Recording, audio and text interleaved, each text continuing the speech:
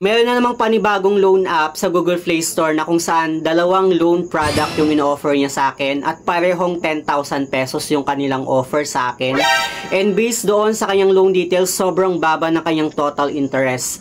Doon sa 10,000 na offer niya, bali 320 pesos lang daw yung kanyang interest, total interest, and 8 pesos lang daw yung kanyang service fee or yung kanyang kaltas. So yung ma-receive natin doon sa 10,000 is around nasa 9,992 kasi 8 pesos lang daw yung kanyang charge.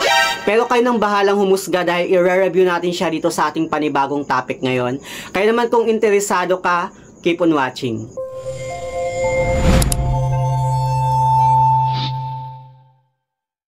Hello guys, it's Ciel Mariano and welcome back to my YouTube channel. At kung hindi ka pa nakapag-subscribe sa aking channel, please subscribe dahil palagi ako nag-share ng mga experience ko at nag-review ng mga OLA or online learning platform kung legit ba o hindi dito sa ating channel. So meron nga tayong pag-uusapan na isang panibagong loan app na nasa Google Play Store ngayon, pero wag niyo muna siyang i-download guys, no? Pero itong loan app na to, meron siyang dalawang loan product na ino-offer sa akin at sobrang laki agad ng offer niya, which is 10,000 pesos. So wag na natin itong patagalin. Itong loan app na tinutukoy ko ay itong si Cash Muna na pagmamayari ni Lenmo Lending Corporation. And dito no, medyo nagtaka ako kasi sobrang dami niya ng downloads, which is umabot na siya ng 50,000 na downloads. So dito napag-isip-isip ko na baka hindi ito bagong loan app, kundi nag-change lang siya ng kanyang pangalan and yung pangalan ng kanilang company. So sa mga nakakaalam kung ano itong loan app, kung anong loan app ito dati, paki-comment dyan sa may comment section. And dito nga no, meron na siyang 2.5 na stars and 77 na reviews. So if ever na nakikita nyo na siya sa Google Play Store, wag nyo muna siya basta-bastang i-download hanggat hindi nyo pa siya napapanood or hindi pa kayo nakapanood ng kanyang reviews para hindi tayo nabubudol at nagsasayang ng information sa mga hindi legit na OLA. Dahil nga sa kagustuhan kong malaman kung okay nga bang utangan itong loan app na to, hindi bali nang masayang yung information ko, at least gusto ko lang makatulong sa inyo at para maging aware kayo kung okay nga ba at legit nga bang utangan itong loan app na to. Dinownload ko na nga itong loan app na to and pagka-open ko na kanyang application dito, meron na agad siyang hinihinging mga permission. So ano nga ba yung mga permission na hiningi niya? Una na dito guys is yung kanyang app use information, image information, view Wi-Fi connections, SMS, files, Google advertising ID, installed applications, device information, mobile phone code, camera. So yun yung mga hinihingi niyang permission guys. Sobrang dami niyang hinihing permission. And hindi naman tayo makakapag-proceed kung hindi natin i-confirm yung mga permission na kanyang hinihingi. Anyway, dito kailangan natin mag-provide ng cellphone number na gagamitin natin sa kanilang application. And meron tayong ilalagay na OTP or yung verification code na na-receive natin. Tsaka tayo magsa-sign in. At dito sa kanyang dashboard makikita natin na up to 10,000 daw yung maximum loan amount na pwede nating mahiram. And pagdating naman sa kanyang loan term is 180 days nga daw siya. And yung kanyang reference interest rate is nasa 0.08% lang siya. So dito, sobrang curious nga ako sa loan app na to. Clinic ko yung apply now at dito nga, kailangan nating mag-fill up ng ating information. Sa kanyang personal information, pipilapan natin dito yung ating province of residence, city of residence, residential address, postcode, educational level, marital status, number of children, at yung ating living conditions. Then after nun, continue natin. Sa kanyang work information naman, pipilapan natin yung ating profession. How long have you been working here? Monthly salary or yung ating income. Pagdating sa profession guys, yung pwedeng mag-apply sa kanya is yung katulad lang ng mga staff, entrepreneur, self-employed, student, tsaka retire at unemployed. And actually guys, ang ginamit ko dito sa unemployed para matry ko kung pwede ba akong ma-approve kahit unemployed yung nilagay ko. Sa kanyang contact information naman, bali 3 contact person lang yung hinihingi niya. And then after nun, dito sa kanyang credit standing, meron tayong pipilapan. Yung mga question niya dito, sabi niya, have you had any overdue orders in the past month? Maximum overdue days in the past month? Total borrowings in the past month? And yung the number of loans in the past month. Sa kanyang ID information naman, kailangan nating mag-provide ng ating valid ID. Bali yung mga hiningi niya is yung ating UMID, National ID, SSS, TIN, Passport, Driving License, Postal ID, Voter ID, tsaka yung ating health card.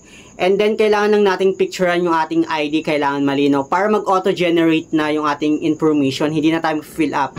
Katulad na lang ng ating name, middle name, tsaka yung ating surname. And kasama na rin yung ating ID number. Mag-auto-generate na siya basta malinaw yung pagkakapicture ng ating valid ID.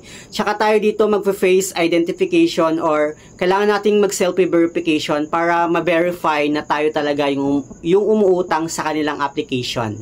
Pagdating naman sa kanyang bank account information, it's either e-wallet or bank transfer natin ma-receive yung loan amount na hihiramin natin dito sa loan app na to. And then ilalagay lang natin yung account name natin tsaka yung account number. So dito, babalik ulit tayo sa kanyang dashboard at dito napansin ko na nagbago yung kanyang in-offer. From 10,000 yung maximum loan amount na in-offer niya, naging 20,000 na siya. At dito, meron siyang dalawang loan product na in-offer. Bukod kay cash muna, in-offer niya rin itong si Loan Ease. And pero dito sa kanila, no, yung offer na maximum loan amount nila is 40,000. Pareho silang 40,000. So, nag-click to apply now na ako at bumalik ulit sa kanyang dashboard. Dito, nagbago na naman yung offer nila na maximum loan amount, which is bumalik ulit sa 10,000. Pero pareho silang inoperan ako ng loan amount, which is 10,000. And naka-under review pa siya. Hinihintay ko na lang yung result kung ma-approve ba ako or ma-reject ako sa parehong loan app na to. And then dito nga, no, chinek ko muna yung kanilang loan details. Dito, sa kanyang repayment plan, balit up to 3 months daw yung kanyang loan term payment. Wow. At dito makikita natin no, yung magiging monthly repayment ko sa kanya, which is doon sa first month is 3,653 and then sa second month naman is 3,333 and yung kanyang sa pang third month naman is same lang sa second month, which is 3,333 pesos and yung interest lang niya is 320 pesos lang daw, no. At yung amount na ma-receive ko is nasa 9,992 pesos kasi yung service fee niya lang is 8 pesos lang. Medyo matagal ko rin hinintay yung kanyang result pero na-reject ako sa dalawang loan product na to. It's okay, okay lang naman sa akin kasi medyo nakakapagduda yung kanyang loan details niya na parang pinaganda siya pero once na na-approve tayo, doon natin malalaman na kung ano talaga yung totoong loan details niya, kung magkano yung amount na i-offer sa atin, kung magkano lang yung amount na ma-receive natin, kung magkano yung kaltas niya, at magkano yung interest niya, and then ilang days lang yung kanyang repayment term. So, doon natin malalaman once na na-approve tayo. Kasi parang binubudo lang tayo ng mga ganitong klase ng loan app. Actually, para sa akin, malaking budol itong loan app na to. Kaya sa mga merong loan dyan dito kay Loan Ease at kay Cash Muna, comment down below and share your experience dyan sa may comment section. Kung magkano yung na-approve sa inyo at magkano lang yung amount na na-receive nyo. Paki-comment down below para maging aware din yung iba kung legit ba or hindi itong loan app na to. Basta para sa akin guys, no, hindi siya legit at hindi siya recommended kasi alam ko na yung mga ganitong klase ng loan app na budol. At tinagal-tagal ko nang umuutang sa mga ganitong klase ng loan app, alam ko na yung kanilang mga galawan, kung legit ba sila o hindi. Kaya bago kayo mag-download ng mga ganitong klase ng loan app, pag-isipan nyo munang mabuti para hindi tayo nagsisisi sa bandang huli. Anyway, yun lang naman yung gusto kong i-share at hindi po siya recommended para sa akin. Baka nga nangaharas pa yung kanyang mga agent kapag once na nag-due date na tayo dito sa loan app na to. So, ingat-ingat guys sa pag-a-apply sa mga ganitong klase ng loan app. So, yun lang. Sa mga hindi pa pala nakapag-subscribe sa aking YouTube channel, please don't forget to like, share, and subscribe. Click the notification bell para lagi kang updated sa aking mga susunod na video. Thank you guys. Thank you for watching and see you on my next video. Bye!